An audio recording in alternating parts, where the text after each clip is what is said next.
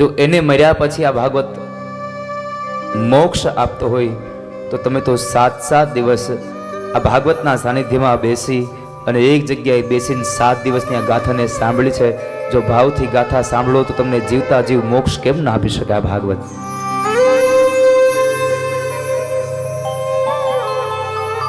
મર્યા પછી મોક્ષ છે કે નહીં હજી પ્રશ્નાર્થ ચિહ્ન છે. કારણ જે ગયા એમણે ક્યારેય આપણને હજી નથી કીધું કે ભાઈ મોક્ષ આવો હોય. પણ એક વાક્યને યાદ રાખજો, શ્વાસ બાકી હોય, આશાઓ પૂરી થઈ જાય, એ જીવતા તમારો મોક્ષ છે. આશાઓ અધૂરી હોય અને શ્વાસ પૂરો થઈ જાય એ તમારું મૃત્યુ છે. આશાઓ બાકી રહી તો સમજો તમારું મૃત્યુ થયું.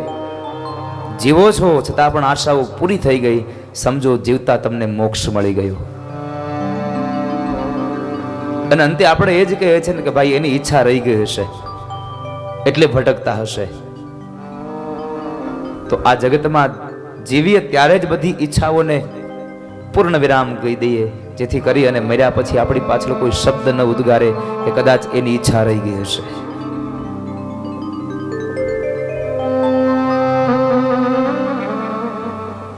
ભાગવતની ગાથાને સાંભળીને તમે ઘર ન છોડશો.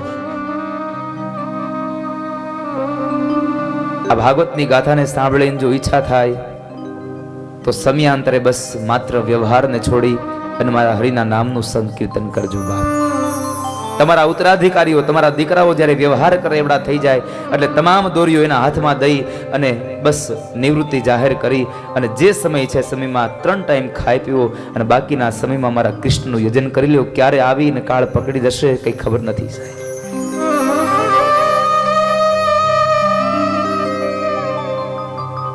ઉદ્ધવ,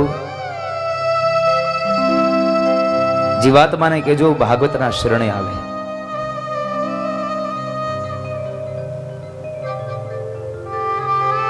ઉદ્ધવ કહે છે પ્રભુ કળયુગમાં તમારી પ્રાપ્તિ તમને કેમ મેળવવા?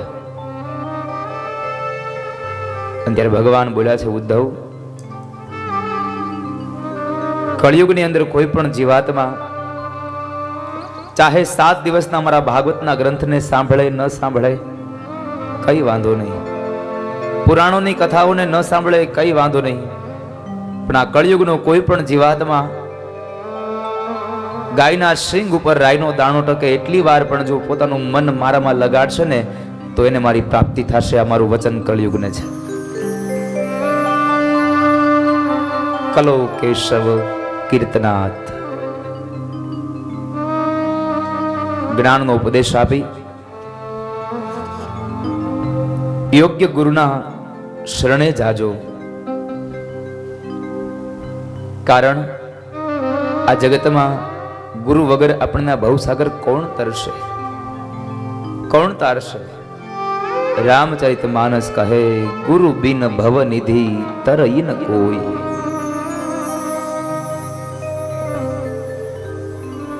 ગુરુનો જ્યાં સુધી મહિમા નહીં સમજાય, ગુરુનું શરણ નહીં સેવો ત્યાં સુધી તમને આ ભવ પાર કોણ કરાવશે? યોગ્ય ગુરુના શરણે જાજો. આ જગતનો ગમે તેટલો જ્ઞાની માણસ હશે છતાં પણ એને સત્કર્મ કરીને જ પોતાનું ભાથું બાંધવું પડશે. ગમે તેટલો જ્ઞાની હોય. ઉદ્ધવ,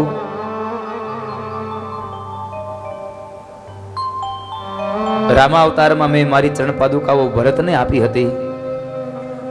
કૃષ્ણ અવતારમાં એ ચરણ પાદુકાઓ હું તમને આપી રહ્યો છું.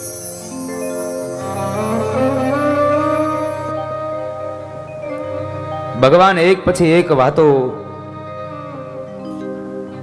ઉદ્ધવને સમજાવતા જાય. ઉદ્ધવની આંખો રેડા કરે છે. યાદવોને લઈને ભગવાન પ્રભાસ ક્ષેત્રમાં આવ્યા છે. દ્વારિકાથી ભગવાન પ્રભાસ ક્ષેત્ર એટલે કે વેરાવળ સોમનાથ જ્યાં ત્રિવેણી સંગમ છે ત્યાં લઈને આવ્યા છે. દરેક યાદવો પાસે ભગવાન તીર્થોના દેવતાઓનું પૂજન કરાવે છે.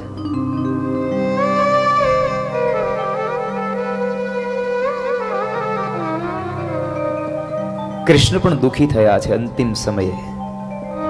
કારણ એને એક જ વાતનું દુઃખ હતું, આખા જગતની અંદર હું ધર્મનું સંસ્થાપન કરી શકો, પણ મારી દ્વારિકામાં હું ધર્મનું સંસ્થાપન ન કરી શકો. આખા જગતના લોકોને હું સમજાવી શકો, પણ મારા જ એવા દીકરાઓને, મારા જ પરિવારના સભ્યોને હું ન સમજાવી શકો. અને એક વાત યાદ રાખજો, કોઈ પણ ઘરનો વડીલ ત્યારે જ દુઃખી થાય જ્યારે પોતાના ઘરના સભ્યો એને ન સમજી શકે.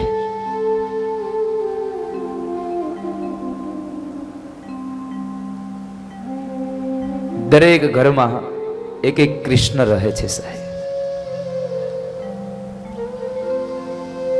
ઘરનો મોભી એ ઘરનો કૃષ્ણ છે. આપણું ઘર એ ઘર નહીં, આપણું ઘર એ દ્વારિકા છે.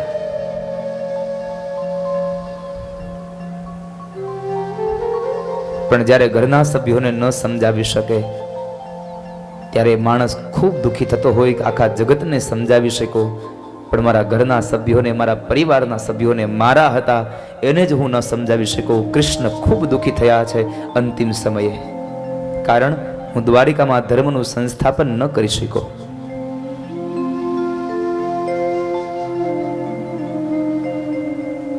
એ જ યાદવોએ બ્રાહ્મણોના અપમાન કર્યા છે.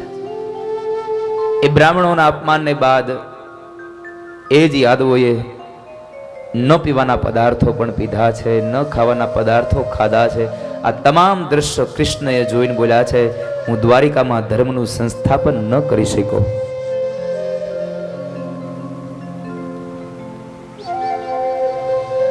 તીર્થ ક્ષેત્રમાં લઈ ગયા અને ત્યાં આગળ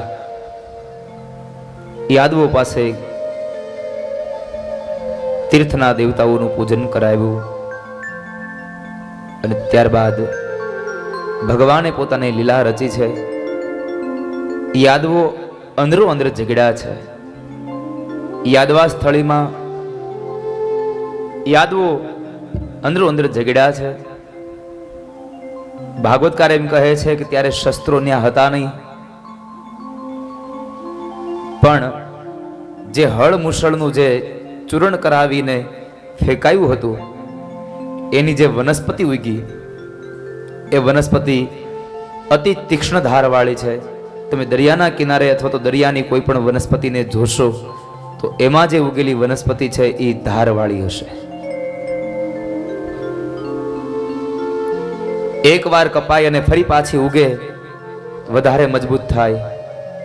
એવી અનેક વખત કપાયેલી એ વનસ્પતિ ફરી પાછી ઉગેલી એ વનસ્પતિ અતિશય શસ્ત્ર કરતા પણ તીક્ષ્ણ બનેલી એ વનસ્પતિઓના મૂળમાંથી કાપી કાપી અને યાદવો અંદરો અંદર ઝઘડ્યા છે. સગો બાપ સગા દીકરાને મારે, સગો દીકરો સગા બાપને મારે, બે ભાઈઓ સામસામા બે ભાઈઓને મારે છે. આ બધું દ્રશ્ય ભગવાન કૃષ્ણ જોવે છે. કારણ માં ગાંધારીનો શ્રાપ છે કે તારા પરિવારને હણાતા તું તારી નજરે જોઈશ. આ બધું જોઈને કૃષ્ણ ખૂબ દુઃખી થયા છે.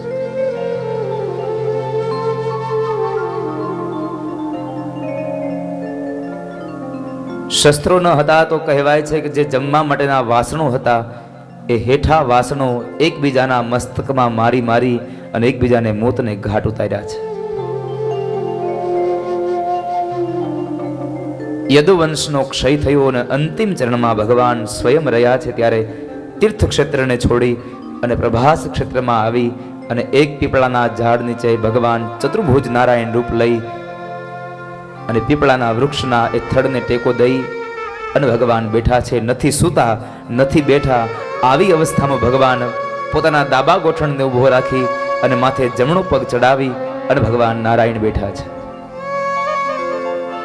ધીમે ધીમે અંધારું છવાઈ રહ્યું છે અને એ સમય બરાબર જરા નામનો પારધી શિકાર કરવા માટે નીકળે છે. માછલીઓ પકડી અને ઘરે લઈ જાય એમાં માછલીના પેટને ચીરે છે, એમાંથી એક હળમુસળનો ટુકડો નીકળ્યો. એ જરા નામના પારધીએ એ ટુકડાને પોતાના બાણની અંદર, જે પોતાની તીર છે એની આગળની અણી બનાવી છે અને શિકાર માટે એ જંગલમાં નીકળ્યો છે.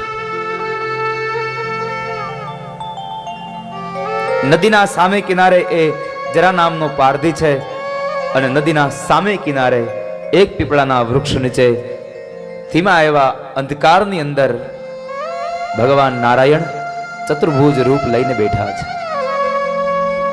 ઘણે દૂરથી જોવે છે. જરા નામના પારધીને થયું કે ત્યાં મારો શિકાર છે, કોઈ પશુ છે.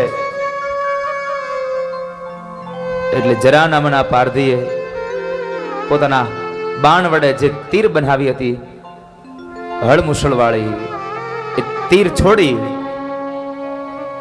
નદીના સામે કિનારેથી તીર નીકળ્યું અને આ કિનારે પીપળાના વૃક્ષ નીચે બેઠેલા ભગવાન ચતુર્ભુજ નારાયણ એના જમણા પગના અંગૂઠામાંથી નીકળી, જમણા પગના તળિયામાંથી નીકળી ગોઠણમાં વાગ્યું, ગોઠણમાંથી નીકળીને ભગવાનના મસ્તકમાં એ બાણ વાગ્યું છે.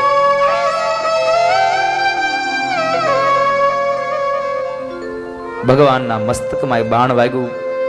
જરા નામનો પારધી કહે છે કે મારો શિકાર ત્યાં પડ્યો. એટલે પાણીમાં દોડતો દોડતો આવે છે, પણ જ્યાં એ શિકારની નજીક આવ્યો, જ્યાં આવીને જોયું તો ચતુર્ભુજ નારાયણ છે, હાથમાંથી શસ્ત્રો નીચે પડી ગયા છે. બે હાથ જોડીને ભગવાન નારાયણને પ્રાર્થના કરે છે. આંખમાંથી દળ દળ અશ્રુની ધારા વહે છે જરાને.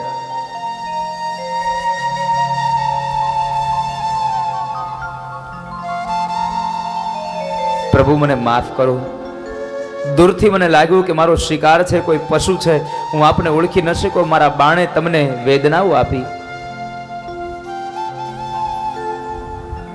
પગમાંથી લોહી ટપકે છે.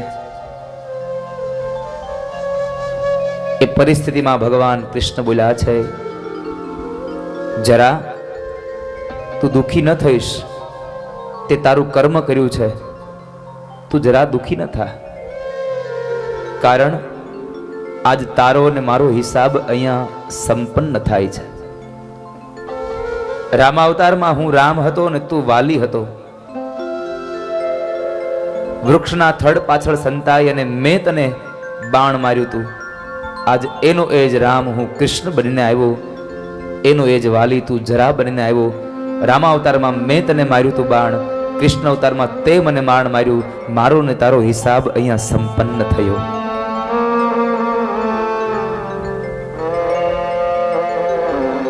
આપણો હિસાબ અહીંયા સંપન્ન થયો, તું દુખી ન થા. ભગવાને પોતાનું નિજ ધામનો અધિકારી બનાવી જરાને કૃતાર્થ બનાવ્યો છે.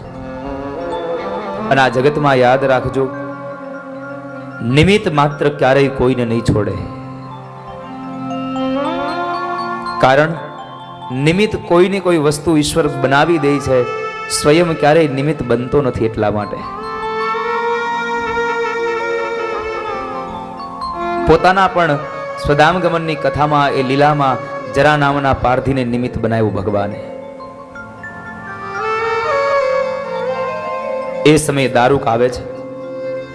ભગવાનની આ દશા જોઈ, હાલત જોઈ અને દારૂક કહે છે, પ્રભુ ચાલો રથમાં બેસી જાવ, આપણે દ્વારિકા જતા રહીએ.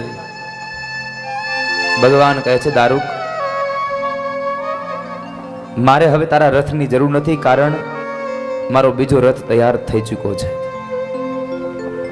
મારો રથ તૈયાર થઈ ચૂક્યો છે.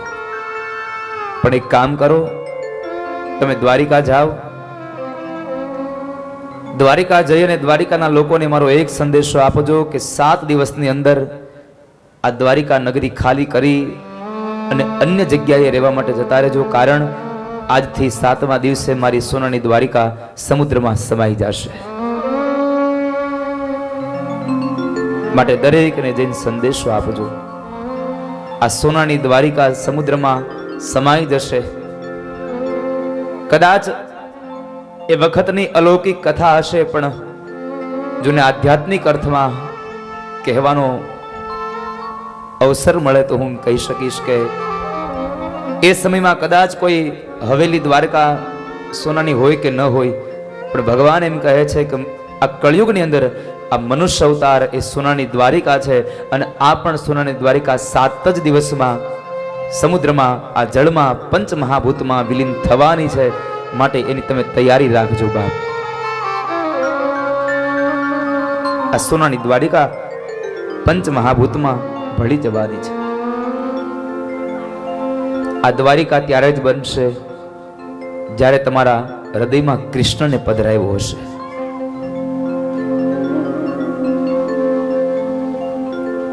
દારૂક ગયા છે દ્વારિકા, જઈને સમાચાર આપ્યા, ખૂબ લોકો દુખી થયા છે, અત્યંત દુખી થયા.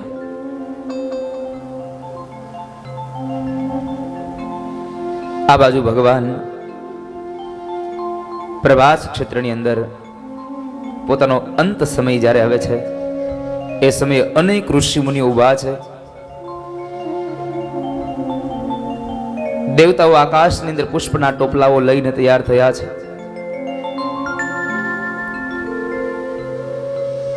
બે સ્ત્રીઓ ત્યાં હાજર છે, એક રૂક્ષ્મણી અને એક દ્રૌપદી. રાધિકા ત્યાં હાજર નથી સાહેબ.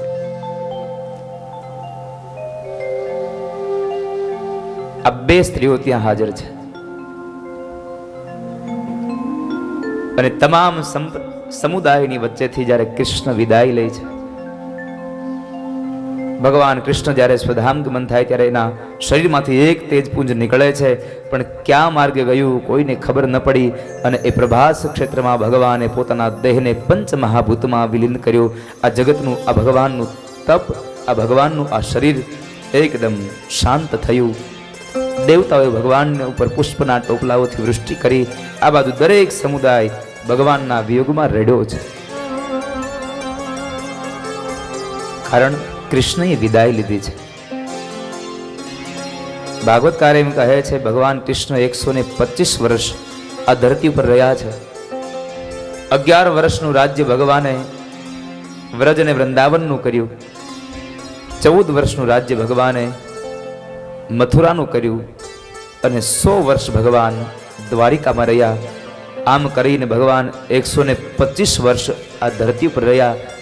પણ ભાગવતકાર સાથે એટલી વાત ઉમેરે છે કે જ્યારે ભગવાન કૃષ્ણ સ્વધામ ગમન થયા 125 વર્ષની ઉંમરે, ત્યારે મોઢાનો એક પણ દાંત પડેલો નહોતો, માથાનો એક પણ વાળ ધોળો નહોતો થયો સાહેબ. એ જ યુવાની હતી. કારણ યુગે યુગે દરેકની આવરદા બદલાતી જાય છે. જ્યારે કુરુક્ષેત્રના મેદાનની અંદર યુદ્ધ ચાલે છે ત્યારે ભગવાન કૃષ્ણની ઉંમર 65 વર્ષની છે અને પિતામહ ભીષ્મ 130 વર્ષના છે.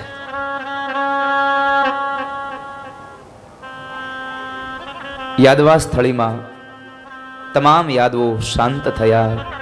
સાથે સાથે આ ધરતીનું પરમ તત્વ કૃષ્ણ પણ પોતાના શરીરને શાંત કરે છે. કૃષ્ણ સ્વધામ ગમન થયા છે. 11મો સ્કંદ.